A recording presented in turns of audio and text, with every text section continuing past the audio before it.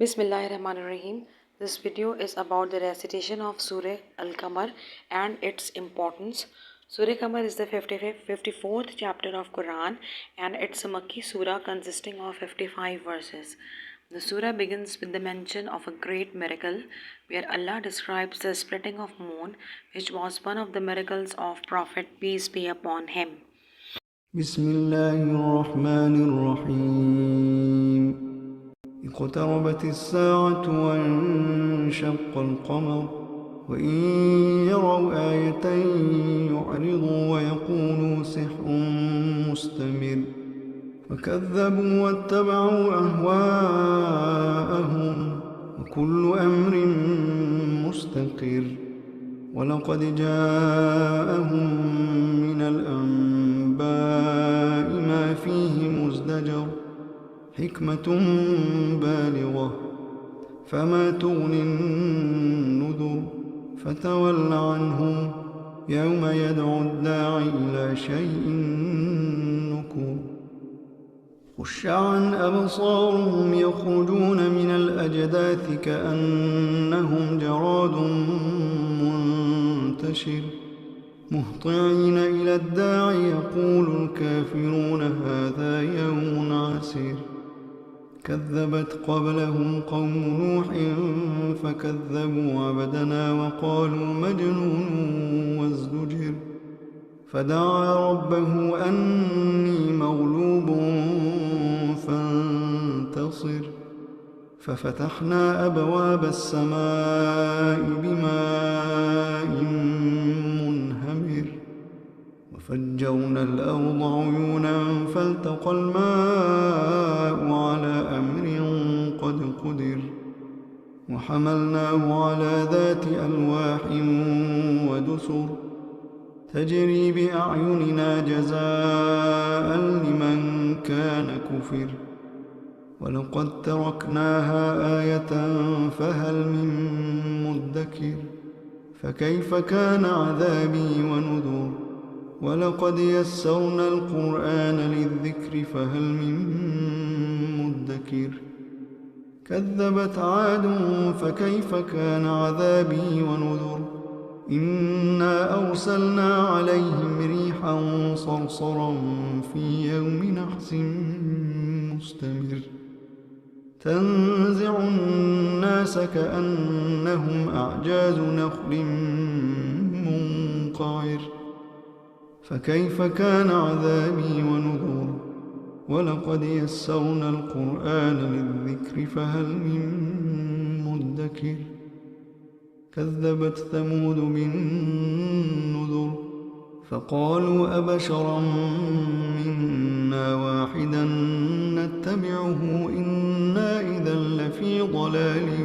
وسعر ألقي الذكر عليه من بيننا بل هو كذاب أشر سيعلمون غدا من الكذاب الأشر إنا مرسل الناقة فتنة لهم فارتقبهم واصطبر ونبئهم أن الماء قسمة بينهم كل شرب محتضر فنادوا صاحبهم فتعاطى فعقر فكيف كان عذابي ونذر إنا أرسلنا عليهم صيحة واحدة فكانوا كهشيم المحتضر ولقد يسرنا القرآن للذكر فهل من مدكر كذبت قوم لوط بالنذر إنا أرسلنا عليهم حاصبا إلا آل لوط نجيناهم بسحر نعمة من عندنا كذلك نجزي من شكر ولقد أنذرهم بطشتنا فتماروا بالنذر ولقد راودوه عن ضيفه فطمسنا أعينهم فذوقوا عذابي ونذر ولقد صبحهم بكرة عذاب مستقر فذوقوا عذابي ونذر ولقد يسرنا القرآن للذكر فهل من مدكر ولقد جاء آل فرعون النذر كذبوا بآياتنا كلها فأخذناهم أخذ عزيز مقتدر كذبوا بآياتنا كلها فأخذناهم أخذ عزيز مقتدر أكفاركم خير من أولئكم أم لكم براءة في الزبر أكفاركم خير من أولئكم أم لكم براءة في الزبر أم يقولون نحن جميع منتصر سيهزم الجمع ويولون الدبر سيهزم الجمع ويولون الدبر بل الساعة موعدهم والساعة أدهى وأمر إن المجرمين في ضلال وسعر يوم يسحبون في النار على وجوههم ذوقوا مس سقر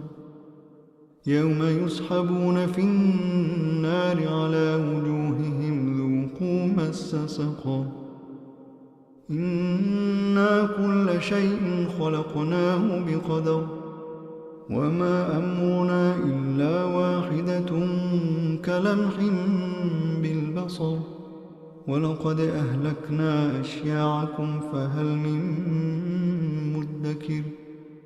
وكل شيء فعلوه في الزبر وكل صغير وكبير مستطر إن المتقين في جنات ونهر في مقعد صدق عند مليك مقتدر सूर्य कमर में अल्लाह ताला ने चाँद के मुआवजे का जिक्र करके काफिरों को खबरदार किया है और पिछली कौमों के अंजाम से इबरत हासिल करने की दावत दी है। इस सूरत में क़यामत और जन्नत और जहन्नुम का भी जिक्र किया गया है, जिससे इंसान को अपनी ज़िंदगी के बारे में गौर व फिक्र की दावत दी गई है। ये सूरत तकवा और अल्लाह की तरफ रुजू करने की तरगीब देती है और ये याद दहानी कराती है कि अल्लाह का अज़ाब इन लोगों पर नाजिल होता है जो हिदायत के बावजूद इसका इनकार करते हैं।